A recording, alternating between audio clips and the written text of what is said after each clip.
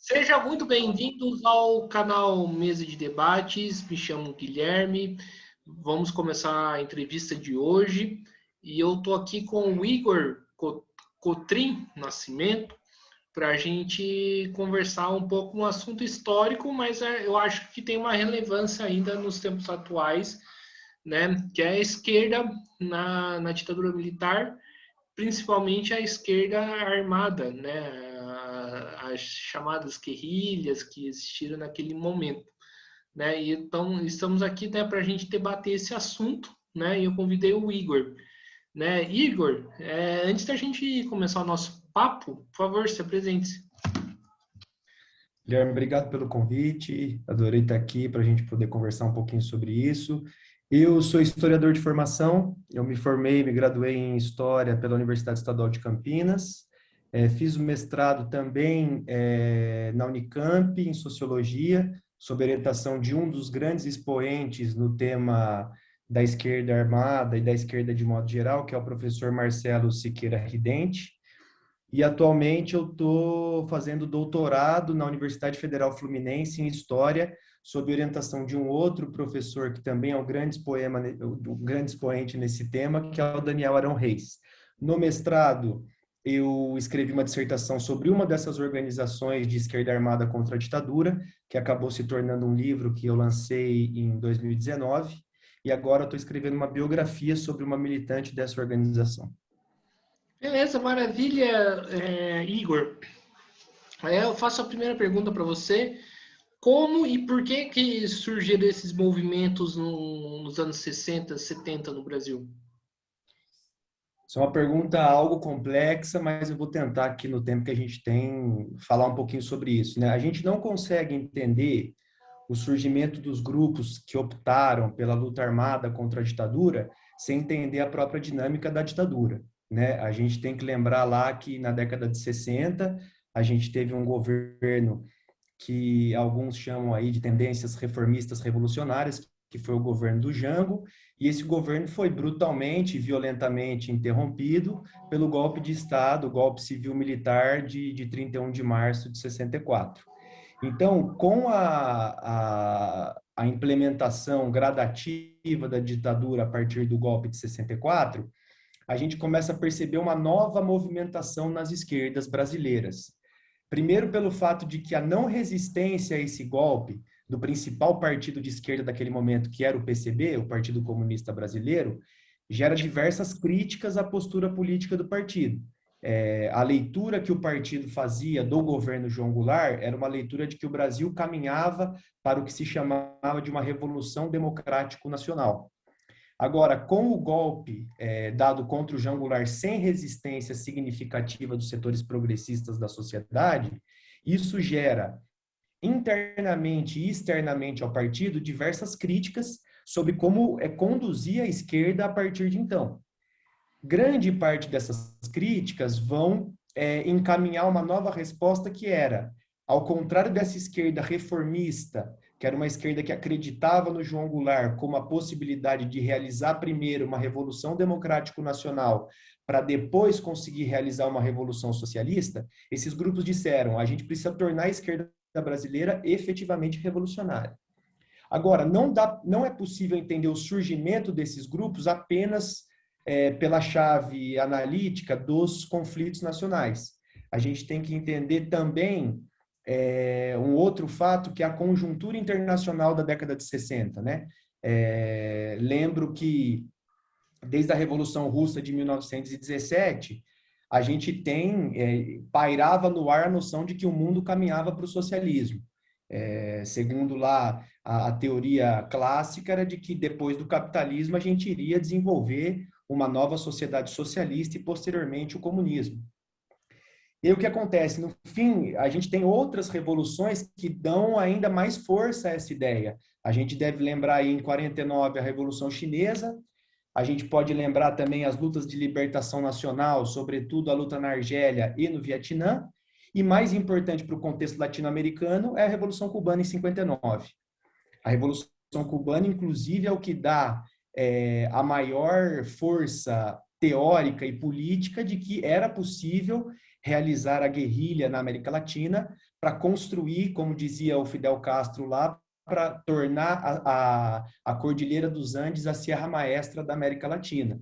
Então, de um lado, a conjuntura internacional, que é uma conjuntura que apontava para o socialismo e, sobretudo, apontava para o socialismo nos países da periferia do sistema capitalista, e, por outro lado, a conjuntura da ditadura, a conjuntura da não resistência à ditadura por parte das principais organizações de esquerda no período, faz com que esses grupos que surgem de dentro e de fora do PCB tentem mudar a lógica da esquerda brasileira, visando torná-la efetivamente revolucionária.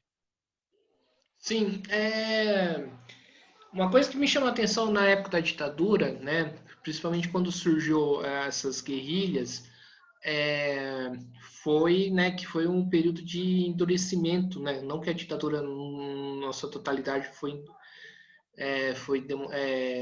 foi dura, né, mas assim, foi um período de uma repressão muito brutal naquela época, né? E é um período onde que os movimentos operários refluíram, né?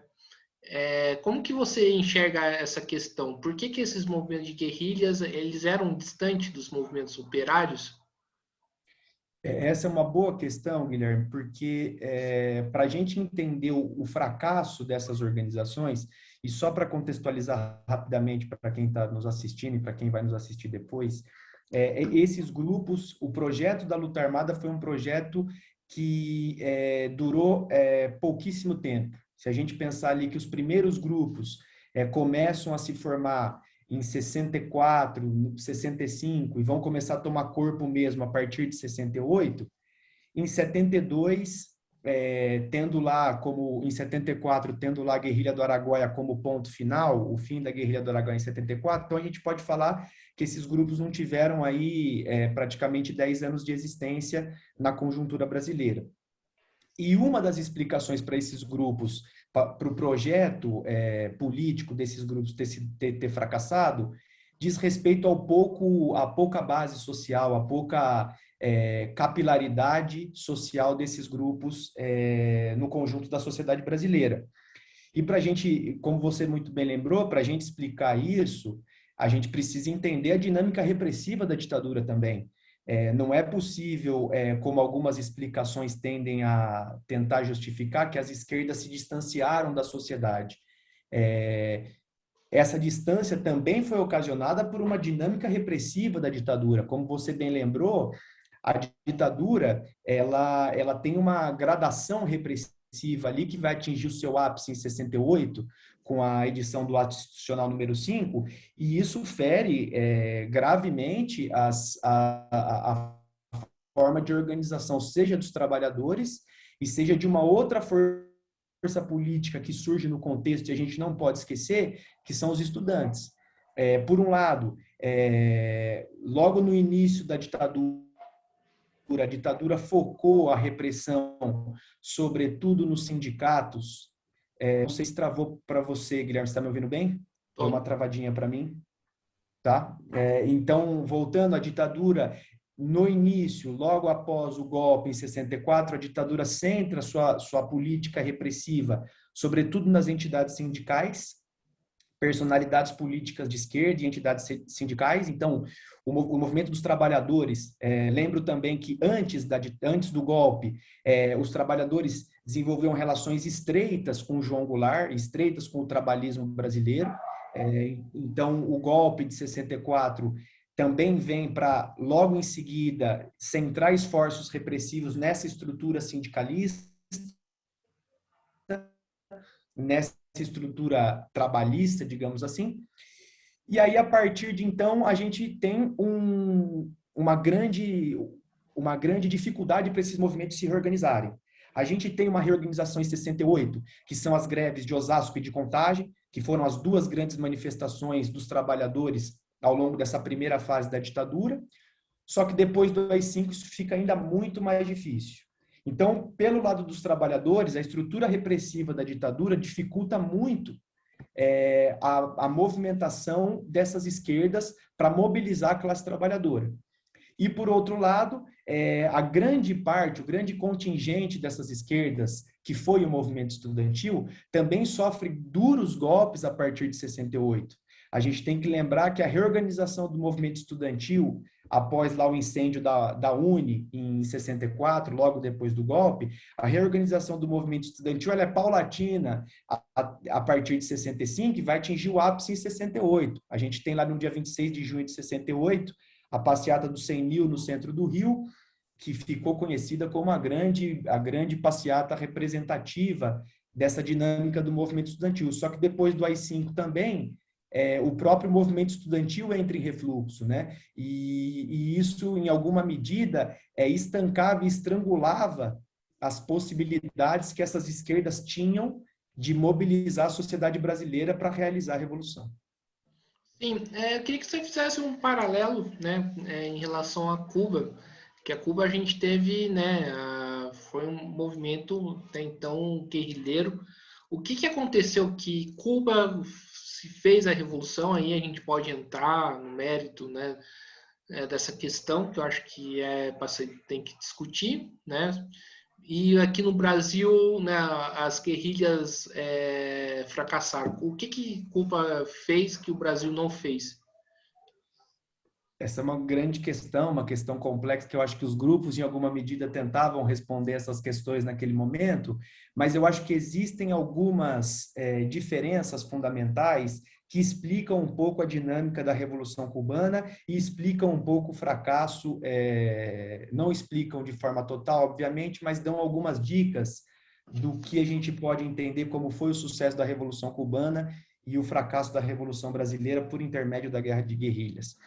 Eu acho que existe uma coisa que a gente não pode deixar de entender nesse contexto, que é o seguinte: o processo social que estava em curso em Cuba era um processo algo diferente do processo social que estava em curso no Brasil. Por exemplo, vou te dar um exemplo claro. O grande manual, a cartilha que Cuba disponibilizava, que se tornou muito influente na década de 60 na América Latina, era um livro de um filósofo francês chamado Régis Debray. Ele se tornou um grande, ele veio como jornalista cobrir algumas guerrilhas na América Latina e acabou se tornando muito próximo do governo cubano pós-revolução, se tornando muito próximo do Fidel. E aí ele escreveu um livrinho, um livretinho, um opúsculo chamado Revolução na Revolução, que era uma pergunta, né? E era um livrinho que mostrava como se fossem as leis do processo revolucionário cubano que deveriam ser seguidas por todos os grupos ou todos os países latino-americanos. Então, em alguma medida, pro Debré e também para o Che, se a gente pensar lá no livro que o Che escreveu lá em 61, A Guerra de Guerrilhas, tentavam sistematizar as lições que o processo revolucionário cubano tinha descoberto a partir do seu processo revolucionário, para que os países da América Latina trilhassem os mesmos caminhos. Só que aí, nessa sistematização, o Debré, sobretudo, ele silencia sobre alguns fatores extremamente importantes que jogaram um papel na Revolução Cubana. O principal deles, e aí eu acho que tem um livro que, para quem se interessar pelo tema, um livro que discorre um pouquinho sobre isso, é muito importante, já clássico, que é um livro do historiador brasileiro marxista, Jacob Gorender, que se chama O Combate nas Trevas, que ele fala um pouquinho sobre a esquerda armada brasileira, mas ele pincela essa relação com Cuba, que ele diz o seguinte: o livro do Debré, ele simplesmente silencia que havia um movimento social, um movimento capilar na sociedade cubana, que era o movimento 26 de julho. Ele silencia isso para dar total força e potência aos guerrilheiros que estavam na Sierra Maestra. Então, a partir do livro do Debré, quem lê o livro do Debré vai perceber isso de forma muito clara, que para o Debré, a revolução se deu única e exclusivamente a partir da ação guerrilheira no campo, a partir da ação dos 12 que desembarcaram lá do Grama e ficaram na Serra Maestra e foram conquistando gradativamente o apoio. Os grupos brasileiros, completamente isolados da sociedade brasileira, também apostavam nisso. Apostavam que a partir de ações de guerrilha, e sobretudo a partir de ações de guerrilha no campo, isso seria possível de realizar a Revolução Brasileira. Agora, o que se provou é que sem movimento social organizado também na cidade, sem movimentos sociais que dessem sustentação a esses grupos e a essas ações armadas, não havia possibilidade de realizar a revolução. Tanto que os grupos brasileiros acabaram se isolando grandemente da sociedade brasileira. Essa organização que eu estudei, por exemplo, em fins de 72, ela contava com 4 a 5 militantes que não haviam sido presos ou estavam no exílio. Então, os grupos se tornavam cada vez grupos menores, sem apoio da sociedade. Então, por um lado, a gente só explica a Revolução Cubana, ou explica em grande parte a Revolução Cubana, pelo apoio e pela construção desse apoio a partir do movimento 26 de julho, que é um movimento que a gente também tem de lembrar que a própria crítica ao governo do Fulgêncio Batista era uma crítica que não estava, em seu início, vinculada a um governo socialista ou comunista. A Revolução Cubana, a chegada dos guerrilheiros em Havana, em 1º de janeiro de 59, ela não estava posto ainda que iria se desenvolver uma revolução socialista, era uma revolução de cunho de libertação nacional. Então, essa perspectiva de ser uma revolução de cunho de libertação nacional também promovia uma unificação de forças sociais até opostas ou contraditórias, que esses grupos brasileiros, por proporem, em sua grande maioria, a Revolução Socialista ou a Revolução Comunista, deixavam de fora também. Então, não dá para tirar do fato de que a estrutura repressiva brasileira jogou um papel fundamental, não dá para também tirar de foco o apoio social que os grupos guerrilheiros tiveram em Cuba e que nós não tivemos aqui no Brasil. Sim, eu não sei se você teve a oportunidade de assistir o filme do Marighella. Uma coisa que me chama muito a atenção no filme é que no final, quando as coisas estavam endurecendo para o próprio grupo do Marighella, existiu um certo aventurismo, uma postura aventureira do próprio Marighella em relação, né, a como atuar politicamente e enxergar a própria guerrilha. Existia essa postura aventureira por parte de líderes, dirigentes de guerrilhas no Brasil? No meu livro, Guilherme, eu tento traçar, e eu acho que isso, de modo geral, aconteceu com todas as organizações, que são, dentro dos movimentos de guerrilha, a gente situa 2 momentos. E aí depois eu falo um pouquinho do filme também, eu assisti o filme, tenho algumas impressões, eu acho que o filme é feliz em algum momento, em outros é pouco feliz, mas enfim, depois a gente pode discutir um pouquinho o filme do Marighella. Mas eu acho que os grupos de guerrilha têm 2 momentos fundamentais. O primeiro momento deles a partir de uma leitura conjuntural, não só da sociedade brasileira, mas do contexto internacional, apoiado em leituras teóricas, apoiado em perspectivas teóricas sólidas naquele momento, havia a perspectiva de que não era uma maneira de realizar a Revolução Brasileira, mas naquele momento era a única maneira de realizar a Revolução Brasileira, era pela via da guerra de guerrilhas. Então, quando a gente entende esse contexto, a gente percebe que a opção pela luta armada era uma opção posta por aquela sociedade. Então, isso é muito importante para que a gente desconstrua uma visão que é corrente na sociedade de que esses grupos eram jovens, românticos, aventureiros e que não sabiam o que estavam fazendo, estavam tentando ali alguma coisa que não tinha nenhuma chance de vitória. Então, por um lado, existia um contexto na década de 60 que dava razão de ser a esses grupos. Esse é o primeiro ponto que eu acho super importante. E esse é um primeiro momento desses grupos de guerrilha brasileiro.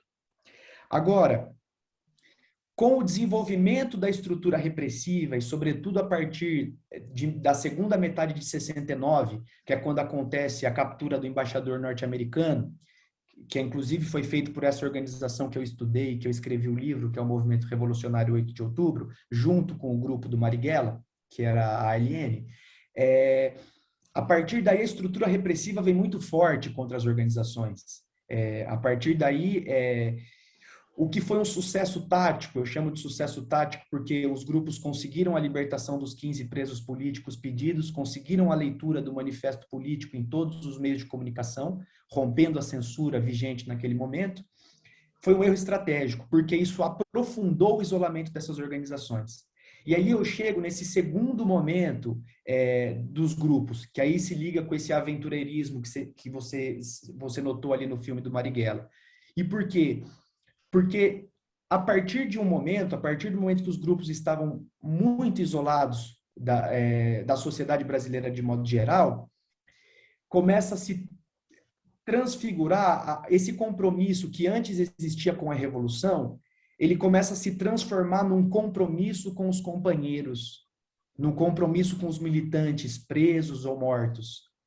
Por quê? Porque, de acordo com o desenvolvimento desse isolamento, mais e mais companheiros eram presos, e como você bem sabe, e os ouvintes também devem saber, a partir de 69, a ditadura desenvolve uma postura muito violenta com a amplificação e a centralização dos seus aparatos repressivos, e a partir daí as torturas, os desaparecimentos, os assassinatos começam a acontecer com mais frequência. Então, com menores os grupos iam ficando, por perderem esses militantes, por esses militantes sendo assassinados, presos, torturados, exilados, etc., tornava-se cada vez mais frequente um compromisso dos militantes que ainda estavam na ativa para com esses militantes que haviam sido presos, mortos ou torturados. Então, nesse sentido que eu acho que aparece um certo aventureirismo, que eu, no meu livro, eu chamo de compromisso ético-moral com os militantes que já haviam sido presos. Por quê? Porque a partir dali esses mortos pesavam muito nas costas dos militantes que ainda estavam na ativa. Então, o dever de continuar, o dever de se colocar em risco naquele momento, era como se fosse um dever para com essas pessoas que haviam caído. Então, eu acho que esse aventureirismo que você localizou ali no filme está muito ligado com esse momento de perda da perspectiva política, a revolução ficava cada vez mais distante, ela deixava de figurar num horizonte próximo, para estar cada vez mais num horizonte distante, e esse compromisso ficava cada vez mais próximo. Eu vou citar um caso, tem um militante dessa organização que eu estudei, hoje é jornalista, um famoso jornalista chamado Cid Benjamin. Ele participou da captura do embaixador norte-americano. Ele escreveu um livro de memórias chamado Graças à la Vida, Memória de um Militante, se não me engano, saiu pela José Olímpio. E ele cita um caso interessante que mostra um pouco desse compromisso. Ele tinha um irmão que também foi militante dessa organização, que hoje é um intelectual brasileiro chamado César Benjamin. E ele foi preso, o Cid foi preso no dia 21 de abril de 1970. Eles moravam juntos naquele momento. Naquela época, quando havia algum militante que era preso, todas as pessoas que tinham contato com esse militante tinham que se mudar dos apartamentos onde estavam, porque havia a possibilidade de, diante das torturas, das graves e brutais torturas físicas e psicológicas que os militantes sofriam, havia a possibilidade deles darem endereços ou darem informações que possibilitariam a prisão de outros militantes e novas torturas, etc. Quando o Cid Benjamin encontrou com o irmão muito tempo depois, já no exílio, lá na Suécia, ele perguntou para o irmão, para o César, perguntou: aquele dia você dormiu no apartamento, no dia que eu fui preso? E o irmão disse: eu dormi. Então perceba, pensando logicamente e pragmaticamente, ficar no apartamento era uma vulnerabilidade, era se colocar em risco, era colocar em risco o projeto político. Mas, ao mesmo tempo, ficar no apartamento era demonstrar o compromisso com o companheiro que estava na prisão. Então, eu acho que esse aventureirismo está um pouco ligado a essa perspectiva, a perspectiva de se colocar em risco por outros militantes que haviam sido presos ou mortos. Sim, existia muito o sentimento da ofensiva permanente, né? Que inclusive foi uma das discussões, né, que o Trotsky falava, não que a guerrilha esteja trotskista, porque está muito longe disso, mas que o Trotsky fazia contra, tipo, de achar que o movimento sempre tem que estar em ofensiva, que não reflui? Eu acho que existia uma perspectiva semelhante a isso nos grupos, mas a partir da dinâmica teórica ali, sobretudo a partir do livro do Che, O Guerra de Guerrilhas, ele mostra muito bem como a dinâmica desses pequenos grupos, que no início seriam naturalmente pequenos, né, o foco guerrilheiro, a perspectiva da Revolução Cubana era que, a partir de focos guerrilheiros, de ações guerrilheiras no campo, esses grupos iam cada vez mais se encorpando, até cercarem a cidade por intermédio do campo. Então, o que acontece? O Che falava muito sobre essa noção de surpresa. A função principal da guerrilha era uma função de surpresa. Então, em alguma medida, havia essa perspectiva de ofensiva sempre, mas, ao mesmo tempo, a guerrilha tinha de saber se recolher em momentos que ela se sentisse em perigo. Porque, volto a lembrar, todos os teóricos da Revolução Cubana sabiam que as forças repressivas do Estado eram muito maiores que as forças guerrilheiras. Então, o fato de serem grupos pequenos pressupunha o recuo em momentos importantes. Agora, ligando com essa pergunta anterior que você fez sobre o aventureirismo, recuar para esses grupos, sobretudo nesses momentos, e havia um jargão na época que se chamava desbunde, ou quem desistia da luta, ou recuava da luta, ao invés de continuar e manter na mesma proporção e potencialidade os grupos, era chamado de desbundado, que era um xingamento muito duro para quem não ficava nas organizações, para quem desistia da luta. Então, em alguma medida, a gente pode falar que a ofensiva era o motor de ação desses grupos. Agora, essa ofensiva, no começo, ela tinha uma perspectiva política muito clara, que era a perspectiva de realizar a Revolução no Brasil, mas, por outro lado, a partir de um momento, essa ofensiva se torna uma ofensiva aventureira, vou usar a palavra que você usou, aventureira no sentido de se colocar em risco como uma forma de solidariedade aos demais militantes que já haviam sido presos ou mortos. Sim. E qual que era o peso, né, que essas guerrilhas tinham no Brasil politicamente? Essa é uma pergunta que se a gente pegar por capilaridade social, a gente vai perceber que esses grupos foram grupos muito pequenos. A gente não tem essa organização, por exemplo, que eu estudei, não chegou a ter mais de 100, no máximo 150 quadros efetivamente. Então, eram grupos que, pegando o tamanho da sociedade brasileira, não foram grupos relevantes com relação ao tamanho. Mas eu acho que existe um fator que essas ações armadas que iam sendo realizadas, elas balançaram a sociedade brasileira, elas tiveram uma influência. Eu lembro um livro que já é clássico sobre esse período, um livro do Fernando Gabeira que se chama O Que é Isso, Companheiro?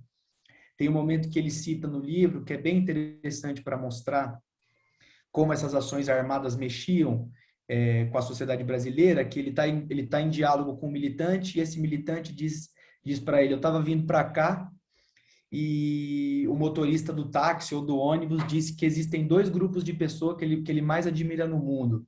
Um são os cosmonautas e o outro são os sequestradores do embaixador norte-americano. Então, essas ações, em alguma medida, sensibilizaram a sociedade brasileira. Essa sensibilidade não chegou ao ponto de parte da sociedade aderir ao projeto da luta armada. Esse é um outro debate. Mas que esses grupos fizeram sentir a presença na sociedade brasileira, em alguma medida fizeram. Agora, isso não chegou a se tornar relevante ao ponto de colocar em xeque a própria ditadura. Nenhum desses grupos chegou a um momento de gerar uma possibilidade de derrubada da ditadura. Muito, muito pelo contrário, o que aconteceu foi o inverso. Com a estrutura repressiva centralizada e articulada que a ditadura começou a montar e monta de forma muito clara a partir do meio de 69, a partir daí os grupos passaram a mais se esconder e fugir da esfera repressiva do que de realizar ações ofensivas que colocariam ou poderiam colocar a ditadura em xeque. E quais eram os referenciais teóricos dessas guerrilhas, né? Algumas chamavam marxistas ou tinha referenciais teóricos que eram de fora, né, do pensamento marxista? A grande maioria, Guilherme, era de dentro do referencial teórico do marxismo. A grande maioria, só que esse é o momento que foi bom você ter feito essa pergunta, porque como eu acho que é bom lembrar isso, o PCB tinha como, de modo geral, os partidos comunistas seguiam as diretrizes ou estavam alinhados com as diretrizes da União Soviética.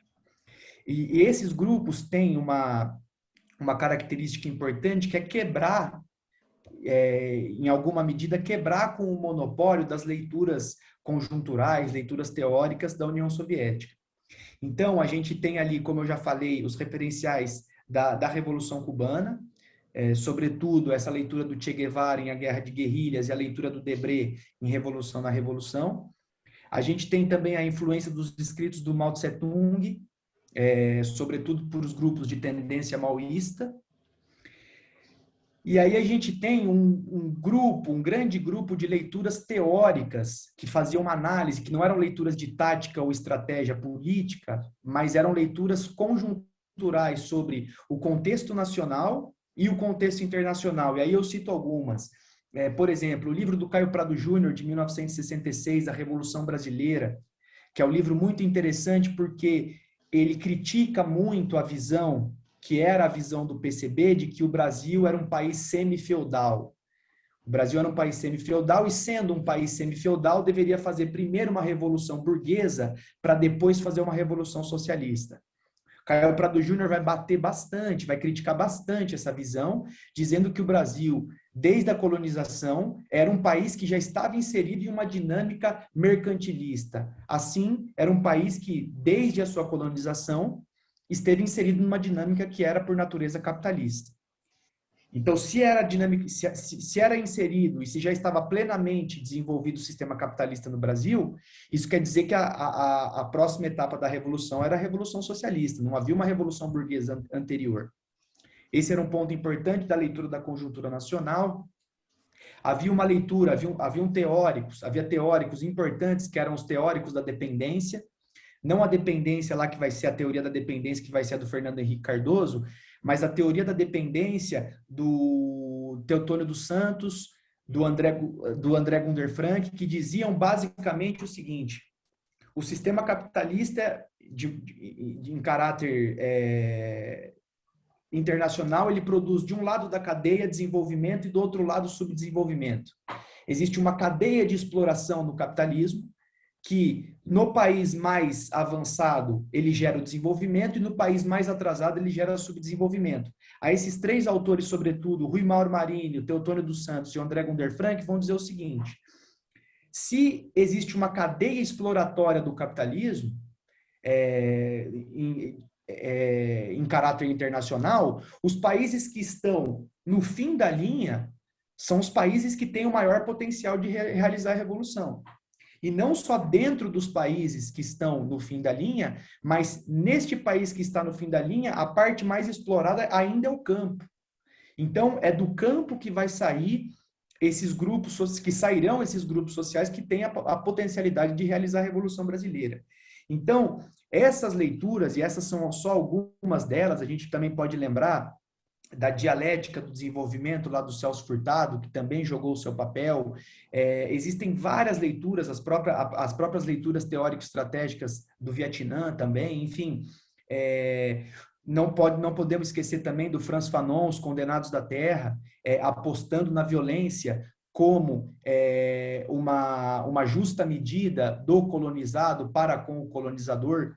Então, de modo geral, havia uma grande quantidade de leituras teóricas ali que apontavam para o imperialismo, apontavam para a dinâmica exploratória da fase imperialista do capitalismo, e lá recuperando o livro clássico do Lenin, Imperialismo, o Último Estágio do Capitalismo, que apostavam não mais nos países centrais do capitalismo para realizar a revolução, mas apostavam nos países periféricos. A gente lembra lá que na leitura clássica do marxismo, a revolução viria dos países plenamente capitalistas. A grande esperança dos marxistas pós-Marx, logo pós-Marx, era de que a revolução aconteceria primeiro na Europa, e na Europa plenamente capitalista. O que acontece é que essa dinâmica muda um pouquinho com a Revolução Russa, e sobretudo com as revoluções que acontecem ali no meio do século XX, China e Cuba, sobretudo. Esses teóricos começam a olhar e perceber que talvez a vanguarda na ruptura com o capitalismo não estivesse nos países centrais, mas sim nos países periféricos, que nessa dinâmica exploratória seriam os países mais explorados do sistema capitalista. Sim, Igor, existe um debate, né, que é bastante comum, né, quando a gente discute esse tema hoje, que é o debate moral, né, que é a questão da violência, né, porque inclusive setores da própria direita falam que foram movimentos extremamente violentos, aonde já se viu sequestrar embaixador, colocar bomba em banco, né? Como que você vê essa discussão? Eu acho que essa é uma discussão que, enfim, os setores de direita que hoje tentam levantar essa discussão trabalham criando um falso debate. E por que um falso debate? E eu acho que isso se estende, inclusive, para como a gente fez a anistia política no fim da ditadura, lá, a lei da anistia em 1979. Por quê? Porque, primeiro, que equipara duas violências que não são equiparáveis.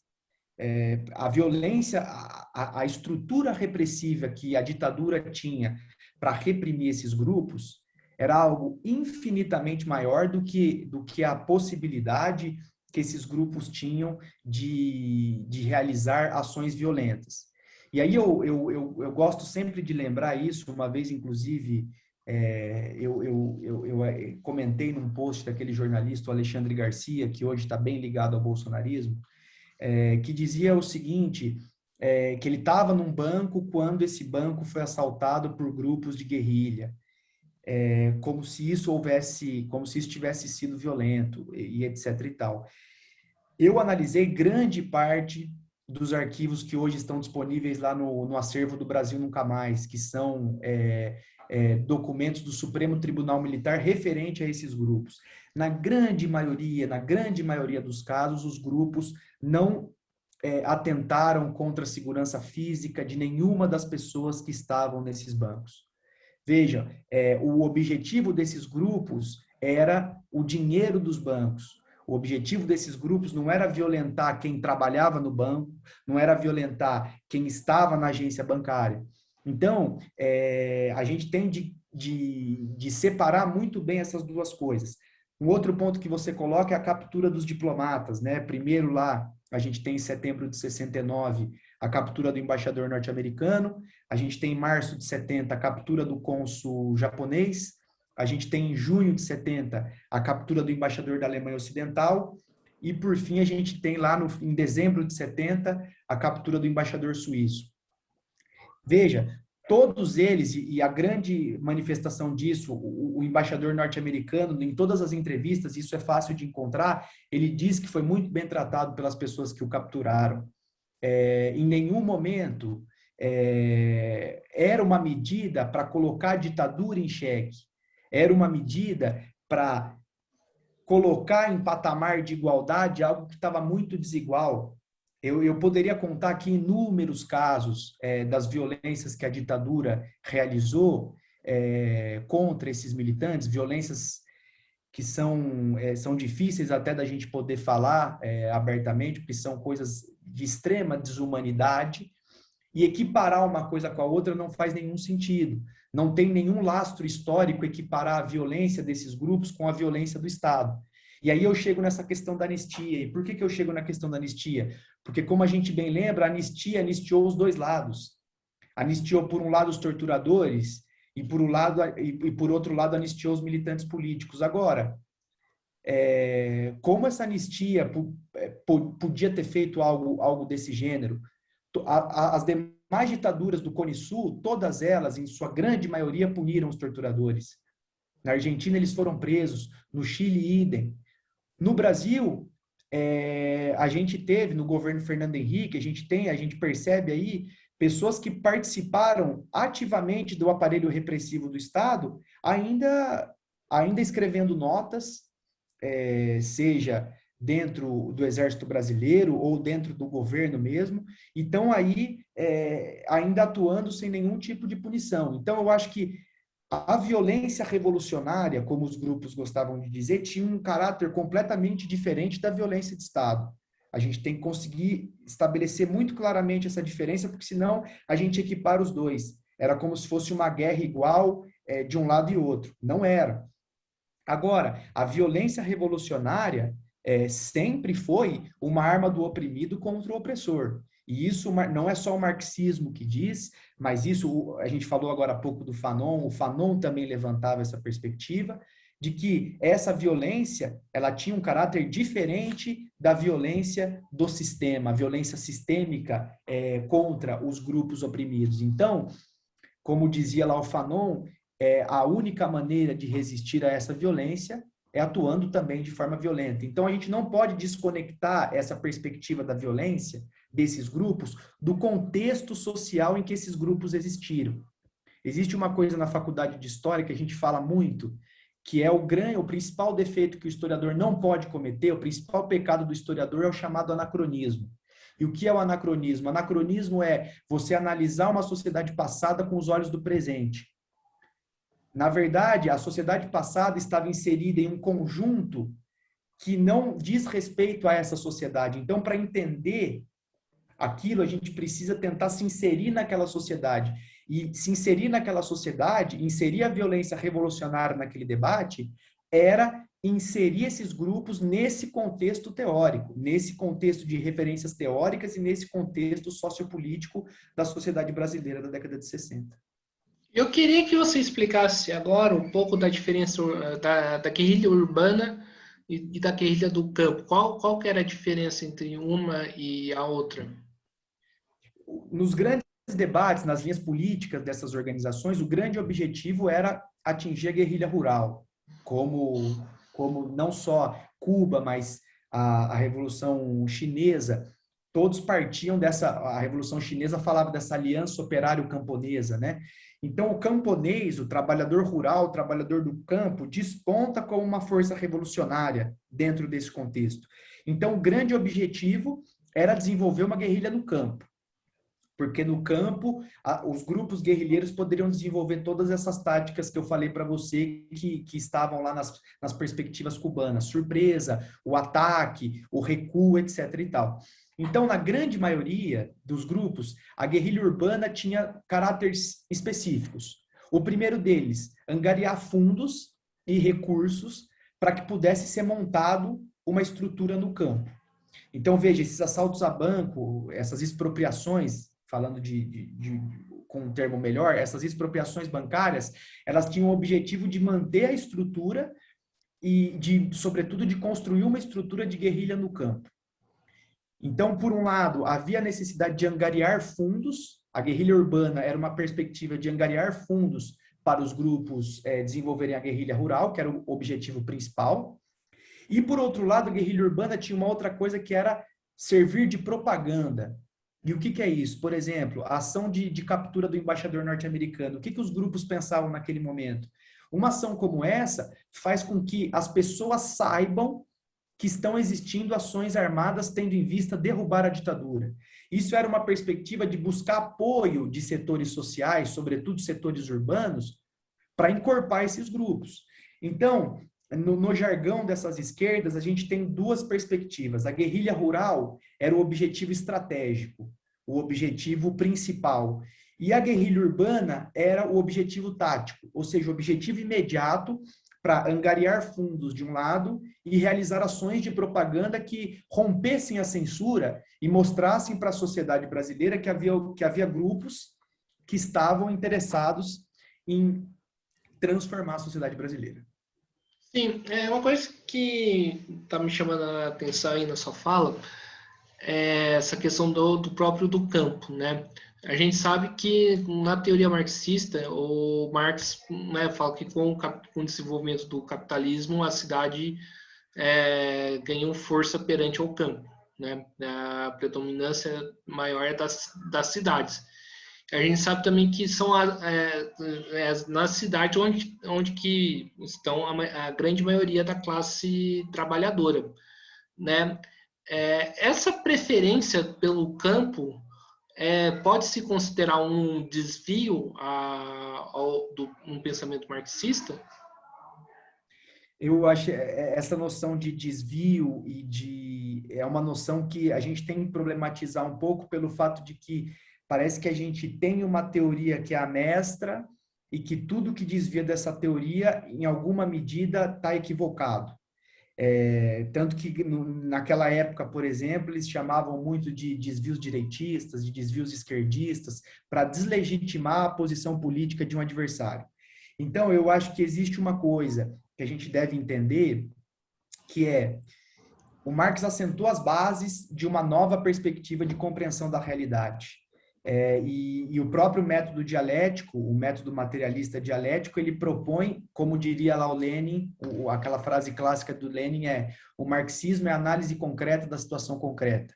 Então, a gente tem de tentar colocar esse método para analisar a realidade numa situação dada concreta. E aí eu chego na sua pergunta, que é a seguinte: para a gente entender essa dinâmica do campo, a gente tem que entender, primeiro, que naquele momento o Brasil tinha recém se tornado um país predominantemente urbano.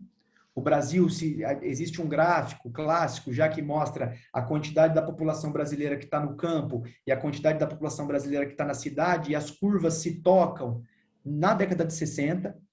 Então, na década de 60 que o Brasil começa a se tornar um país eminentemente urbano, antes era um país predominantemente rural, e isso já dava um tom de que a grande parte da sociedade brasileira estava no campo. E aliado a isso, existiam todas essas referências teóricas que diziam o seguinte: na dinâmica capitalista, as pessoas que estavam no campo eram as pessoas mais exploradas nessa grande linha de exploração, desde os países ricos até os países da periferia do sistema. Então, isso queria dizer que o grande potencial revolucionário, as chamadas massas revolucionárias, eram compostas em grande medida pelos camponeses ou trabalhadores rurais, né?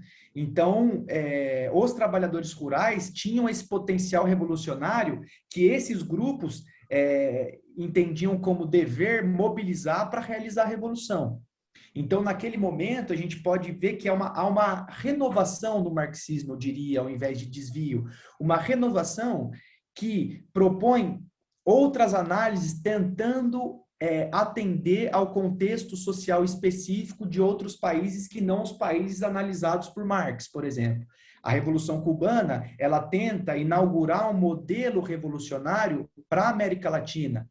Quando a gente pega lá a Guerra de Guerrilhas do Che Guevara, dá para a gente ver lá no começo que ele mostra o seguinte: a gente entendeu, a gente conseguiu compreender as leis do desenvolvimento da América Latina. E entendendo as leis do desenvolvimento da América Latina, a gente conseguiu criar leis, formas de realizar a revolução no contexto latino-americano. Então, essa relação com o trabalhador rural vinha da própria Revolução Chinesa, vinha do Vietnã, a ligação do trabalhador rural lá nas lutas de libertação nacional do Vietnã, e vinha, sobretudo, de Cuba. E isso tudo aliado a essa perspectiva de que a configuração da sociedade brasileira naquele momento era uma configuração eminentemente rural. Isso se diferencia muito, né, da própria Revolução Russa, né? Porque na Revolução Russa ainda era a maioria campo, e mais o Partido Bolchevique fez a escolha de se construir e iniciar a revolução pelas cidades. Como que você vê? Queria que você aprofundasse um pouco mais em relação a isso. Com relação à Revolução Russa, a Revolução Russa tem essa perspectiva de organizar os sovietes nas cidades, mas, ao mesmo tempo, a predominância rural, a predominância do desenvolvimento rural da Rússia, ali no começo do século XX, também era evidente, né? E isso é o que gera os grandes debates, porque quando ocorre a Revolução lá em outubro de 17, a teoria marxista começa a se voltar para esse problema, que a gente pensava que a revolução ia ocorrer no oeste europeu, nos países desenvolvidos plenamente, desenvolvidos onde o capitalismo havia se desenvolvido plenamente, e o que acontece é o contrário. Tanto que o processo revolucionário russo é um processo que vai desenvolver as forças produtivas russas também. Então, por mais que eu entendo isso que você está dizendo, que o Partido Bolchevique centrou grande parte das suas ações nas cidades, mas a astúcia, sobretudo a astúcia política do Lenin, entendia como uma perspectiva fundamental essa força política do campo. É claro que ele sempre centrou esforço nos trabalhadores urbanos, né? Nos proletários, mas, ao mesmo tempo, havia essa grande questão que era: Rússia é um país eminentemente rural e eminentemente atrasado, tendo em vista essa régua do desenvolvimento capitalista, realizou a revolução. Então, essa insatisfação com o czarismo, que joga um papel fundamental também na Revolução Russa, não pode estar completamente desprendida da análise do papel dessas forças rurais na sociedade russa lá do início do 20. Sim, muitas das pessoas falam, né, que os movimentos guerrilheiros foram os principais responsáveis pela ditadura, endurecer o regime. Você concorda com essa perspectiva ou não? Não concordo, porque é uma perspectiva, uma explicação simplista de todos os processos que aconteceram. Não é possível a gente entender nem a multiplicação dos grupos da esquerda armada brasileira sem entender a dinâmica repressiva da ditadura, e o contrário também. Então, isso é uma análise, eu acho que há uma relação aí dialética entre as duas coisas. E por que eu acho isso? Sem o ato institucional número 5, sem a grande repressão que a ditadura começa a fazer sobre o movimento estudantil e sobre o movimento operário, manifestado nas greves que eu falei para você de Osasco e Contagem, e a morte do estudante Edson Luiz lá no dia 28 de março de 68, a repressão às passeatas com tiros, com uma violência grande, a gente não consegue entender a opção de parte dessas pessoas para entrar e ingressar nesses grupos. Então, o que eu quero dizer é o seguinte: o fechamento completo de canais de oposição e de manifestação da insatisfação política com a ditadura leva uma parte desses manifestantes para esses grupos da esquerda armada. Agora, isso explica, seria a mesma coisa se eu falasse para você, então a ditadura, quando se tornou repressiva, que alimentou a esquerda armada, o que eu também não acho.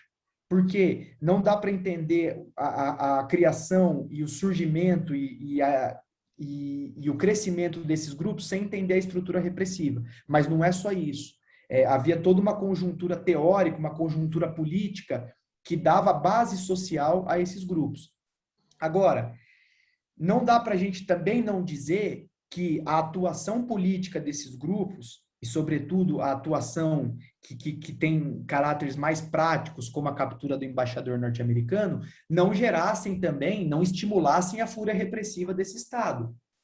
Então, por um lado, existiu o fato de que a ditadura, diante das manifestações políticas de diversos grupos sociais, na sua maioria manifestações políticas pacíficas, a ditadura respondeu de forma violenta. Então, a ditadura vinha se tornando violenta, vinha se tornando mais repressiva. Vale lembrar que grande parte dos grupos sociais que apoiaram o golpe em fins de março e início de abril de 64, começam a se desprender da ditadura a partir de 65, 66.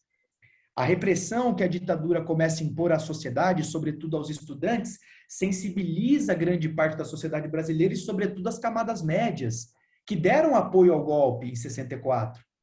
Então, gradativamente, há uma erosão desse apoio social à ditadura, que a ditadura, para se manter no poder, responde de forma repressiva. E isso não tem nada a ver com os grupos de esquerda armada. Agora, os grupos de esquerda também jogaram um papel nisso. Como a própria ditadura jogou um papel no crescimento desses grupos, ou seja, com o fechamento completo dos lugares sociais onde pudesse se mostrar qualquer tipo de insatisfação com relação à ditadura, as pessoas, uma parte dessas pessoas começa a perceber que o caminho realmente é ingressar nesses grupos que fariam a luta armada. O Jacob Gorender, eu falei um pouquinho dele aqui, Jacob Gorender tem uma expressão que eu acho interessante, que é a imersão geral na luta armada. E ele explica isso a partir do AI-5. Ele mostra como a partir do AI-5, a conjuntura transforma tudo que era dúvida em certeza. Ou seja, será que eu entro num grupo que está propondo ações de guerrilha? Com o AI-5, parte dessas pessoas diz, agora não tem mais jeito. Ou agora a gente vai, ou a gente vai ter que parar. E a insatisfação com a ditadura foi muito grande para que parte dessas pessoas parassem. Então, grande parte vem dessa estrutura repressiva que o Estado, que a ditadura brasileira começa a montar. Sim, uma coisa que chama a atenção quando a gente conversa de guerrilhas, você falou aqui dos Soviets, que são nada mais organismos democráticos onde que os trabalhadores, né, e setores populares decidem. A gente pode falar de Soviets, a gente pode falar dos cordões, né, chilenos, industriais chilenos. Só que eu queria te perguntar o seguinte: como que a guerrilha via esses órgãos democráticos, né? Elas procuravam construir esses órgãos ou não? Ou, tipo, ou o governo seria, tipo, regido por gente da própria guerrilha? Como que funcionava isso? Porque às vezes parece que na mentalidade de muitos que a guerrilha se autoproclamava como povo, como se fossem pessoas iluminadas. Eu acho que essa discussão sobre essa expressão, inclusive pessoas iluminadas, decorre muito da visão que está lá no Lenin, que é a visão do partido de vanguarda. Se a gente lembra lá do Lenin que fazer, o Lenin vai mostrar que sem teoria revolucionária não há movimento revolucionário, e o partido era a parte avançada que compreendia a teoria e numa relação com os grupos sociais, introjetava essa teoria para dirigir esses movimentos. Só que nas guerrilhas se acresce a essa noção do partido de vanguarda a estrutura militar. E como a gente bem sabe, a estrutura militar é uma estrutura que possibilita menos discussão que o normal. Numa dinâmica de guerra, e numa dinâmica, sobretudo, militar, as ordens são ordens que são menos questionáveis. Então, a gente tem que entender que nessa dinâmica, a liberdade e o diálogo e o debate político se enfraqueciam, o que não quer dizer que não existissem. Veja, por exemplo, nessa organização que eu estudei, havia um mecanismo de discussão que era chamada tribuna de debates. Então, você escrevia um documento político, e a gente tem que lembrar também que a dinâmica clandestina dificultava muito o diálogo político entre os militantes, mas você escrevia um documento político e isso circulava. Claro que de forma restrita, claro que não abertamente como numa discussão de um partido, mas circulava. Então, havia um certo debate, havia uma certa discussão interna que arejava esses grupos. Mas a gente tem que lembrar também que a grande parte desses grupos partilhava do centralismo democrático. O centralismo democrático, aquela visão clássica do Lenin, era de que existem momentos para debater posições. Depois do momento de debater posições, depois que uma posição foi considerada a posição majoritária, a gente tem que defender essa posição. E aí a gente vai abrir para discussão num outro momento. Então, a dinâmica dos grupos não era uma dinâmica completamente democrática. E muitas vezes não foi democrática. Mas isso não quer dizer que não houvesse debate também. Porque eu pude constatar isso nos arquivos que eu analisei, havia até essa organização, sobretudo, que eu estudei, a grande hipótese do meu trabalho é que essa organização, dentro do contexto, foi uma das organizações que mais estimulou o debate teórico e a discussão teórica.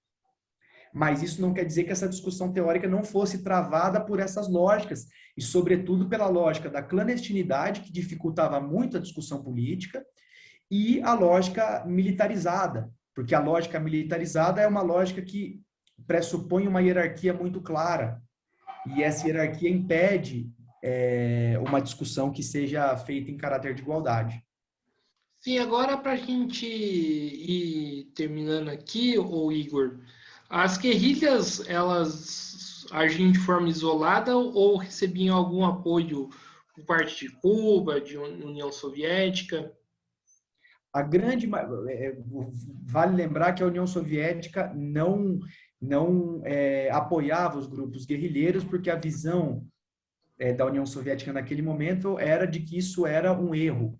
Lembro lá também que o PCB, a gente falou um pouquinho do Marighella, o PCB expulsou o Marighella do partido quando o Marighella foi para Cuba, para a Organização Latino-Americana de Solidariedade. Então, a União Soviética não deu nenhum apoio institucional aos grupos de guerrilha, apesar de claro, não ver de forma completamente distante esses grupos. Agora, Cuba, grande parte dos grupos guerrilheiros mandou guerrilheiros treinarem em Cuba. A gente lembra lá o Francisco Julião, ainda antes do golpe de 64, das Ligas Camponesas, desenvolveu uma relação com Cuba. O próprio Marighella, vários militantes do grupo do Marighella, da Ação Libertadora Nacional, da ALN, foram treinar em Cuba. Militantes dessa organização que eu estudei também foram treinar em Cuba. Então, Cuba deu um certo apoio institucional, apoio com relação a treinamento, sobretudo para os exilados. Agora, no Brasil, o apoio não foi grande a ponto de ser algo massivo. Foi um apoio... A grande maioria das organizações que estavam no poder em outros países tinha uma simpatia para com os grupos aqui do Brasil, mas que não se transformou em um apoio grande no contexto nacional. Aí, para os exilados, isso se tornou um apoio. Cuba, por exemplo, deu guarida para diversos exilados, forneceu passaportes. O próprio governo argelino também, lembro que o sequestro do embaixador, a captura do embaixador da Alemanha Ocidental em junho de 70, os 40 presos libertados foram enviados para a Argélia aceitou receber esses militantes, e também o governo do Salvador Allende, que a gente não pode esquecer que a partir de 1970 o Chile, a Unidade Popular ganhou a presidência no Chile, e o Chile também se tornou um aliado, mas um aliado, todos esses, com exceção de Cuba, que teve essa guarida de treinamento, etc. e tal, todos eles mais uma simpatia do que um apoio expressivo e efetivo. E agora, para fechar de vez, Igor, qual é o balanço para hoje que você faz desses grupos? O que a gente pode extrair de lição? E se você acredita que possa surgir outros movimentos aqui no Brasil ou no mundo? Eu acho essa uma discussão complexa. E eu acho que a primeira coisa é que esses grupos, o fato deles não sensibilizarem a sociedade brasileira, o fato desses grupos não terem conseguido promover uma proposta de mudança da sociedade brasileira que sensibilizava os grupos sociais naquele momento, diz um pouco o que a gente deve fazer para sensibilizar a sociedade brasileira.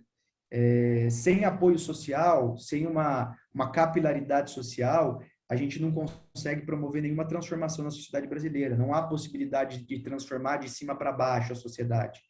A gente precisa retomar diálogos com grupos com os quais a esquerda perdeu a capacidade de dialogar, para retomar a construção de um projeto que sensibilize esses grupos. E sensibilizar, eu digo construir de forma conjunta. E eu acho que essa é uma dinâmica difícil e complicada. Mas, de qualquer forma, eu acho que os erros que esses grupos incorreram e o fracasso decorrente, em parte, desses erros, demonstra os erros que a gente não pode incorrer novamente. Agora, por outro lado, eu acho que existe algo nesses militantes, nessas organizações, que tem uma perspectiva muito importante, que é vislumbrar a mudança ao alcance da mão. Aqueles grupos, eles entendiam que transformar o Brasil num país mais justo, num país mais igual, num país livre da exploração do homem pelo homem, como se dizia na época, não era só possível, mas estava perto de acontecer. Para nós, essa mudança está distante, parece que está bastante distante. Para nós, parece que o futuro está fechado, como dizia lá o Belchior. Então, eu acho que a gente tem de retomar, e eu acho que esses grupos nos dão uma boa injeção de esperança, talvez, de retomar a perspectiva de sonhar um outro futuro. O Sartre escreveu uma resenha sobre o livro do Faulkner, O Som e a Fúria. Ele tem uma frase muito emblemática lá, que ele diz: um futuro vedado ainda é um futuro. Então, a gente pode sonhar com outro futuro que não seja esse presente tenebroso que nós vivemos hoje. Então, esses grupos podem servir como uma certa injeção de esperança. Agora, isso não quer dizer que a gente tenha que repetir tudo que esses grupos fizeram, e aí eu entro na sua segunda pergunta. A possibilidade da existência de uma luta armada no Brasil hoje, eu acho que não vejo como possibilidade. E por que eu não vejo como possibilidade? Porque eu acho que não existe esse caldo de cultura, esse caldo social que possibilitou a existência daqueles grupos lá atrás. Uma guerrilha que acontecesse no Brasil hoje, ela estaria completamente isolada, não só na sociedade brasileira, mas no contexto internacional, que é um contexto completamente diferente do contexto que a gente tinha na década de 60.